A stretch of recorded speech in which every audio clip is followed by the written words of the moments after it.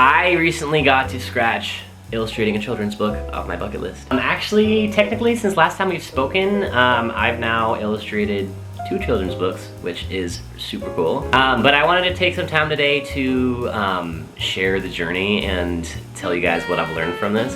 But first, I have recently activated full dad mode and gotten way into fly fishing. So I just wanted to take you guys on a little fall journey to the river.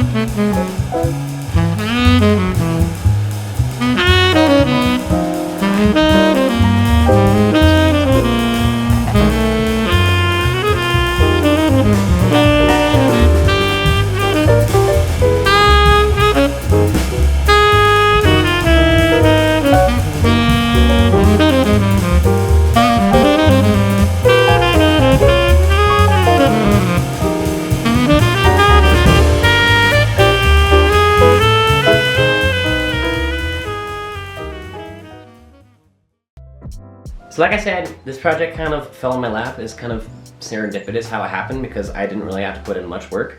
Usually to get projects like this, I have to really network it up. Also, I just created new business cards for that. They're kind of like little artist trading cards is the idea.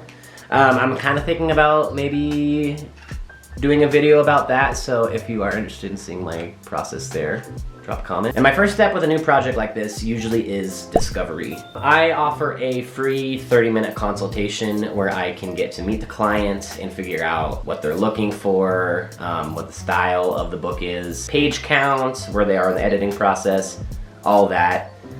So I was actually up in a coffee shop in the mountains because I was fly fishing, but I met with this client and I prepared my illustration portfolio so that I could show them just kind of what style I tend to work in and how I can be versatile to whatever style they need. The authors were super cool.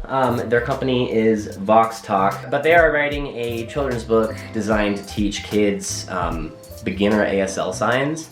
And it's perfect because my wife used to be an American Sign Language interpreter, so boom, I have proofing built in. But after I met with the client, I sent them an estimate for how much I think their project would be worth. And then I have a 50% down deposit before I start work.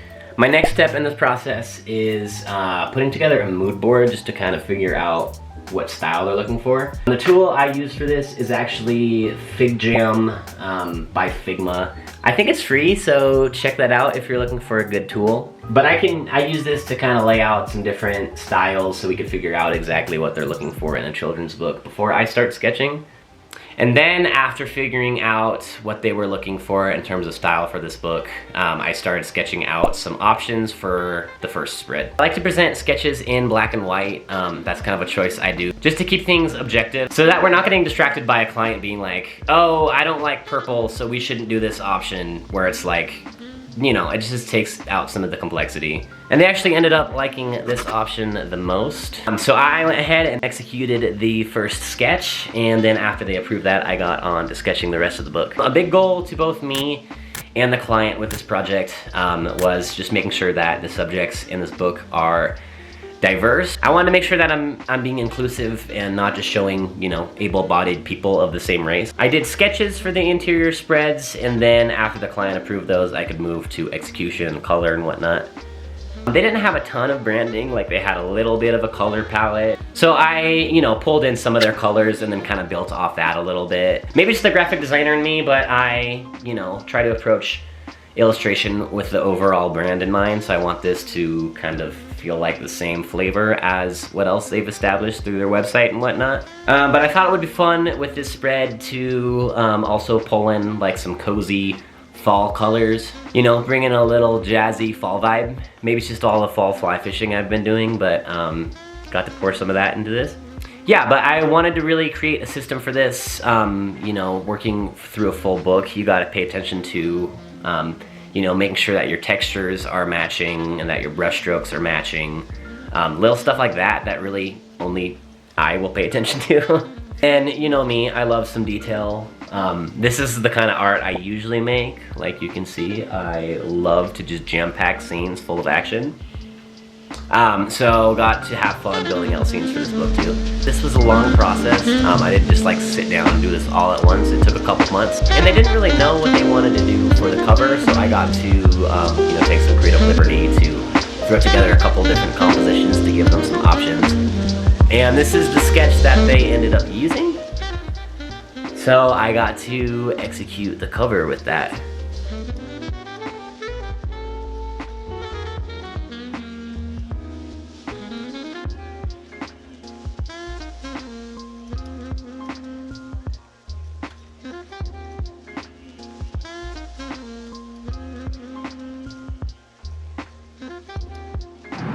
I learned a ton from this process of illustrating a children's book, especially for just working in the same style for a whole book. I had to really slow down and keep references up. One good lesson I learned from this is kind of in the realm of client management. The client overall was just like so great to work with, and this isn't a knock on them, it's just kind of how it goes. But near the end of the process, they decided that they really didn't like the noses on the characters, so that was kind of after our revision rounds were all accounted for.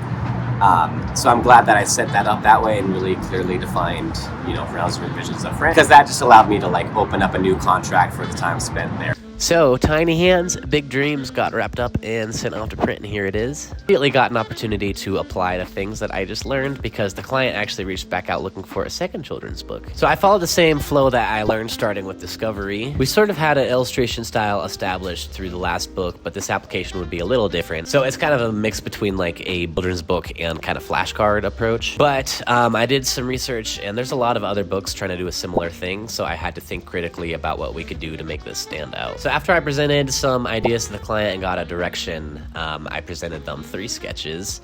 But this was my favorite and also the direction that they wanted to go in. So I did have to encounter an artist's worst nightmare, and I had to draw so many hands. And I suck at drawing hands, so I had to really lean on references and whatnot. So I got to move to color, and I wanted to keep things dynamic, you know, adding some flourishes in here. I got to work a ton with kind of this like watercolor gradient effect, which I'm pretty happy with how that turned out. So I sent all the interiors back to the client. They were happy with it. And then I did a sketch for the cover. They picked this direction, and so I got to apply that and really have some fun. So that got wrapped up and sent off to print, which is pretty sweet. But I will drop a link in the description if you want to get your hands on one of these for any kiddos in your life. So thanks for watching. That is the process of illustrating 2 children's books. Pretty cool stuff. Learned a lot. Please do like, comment, subscribe, all the things. It really does help. And I will catch you in the next one. Yeah, bring your forehead a little lower.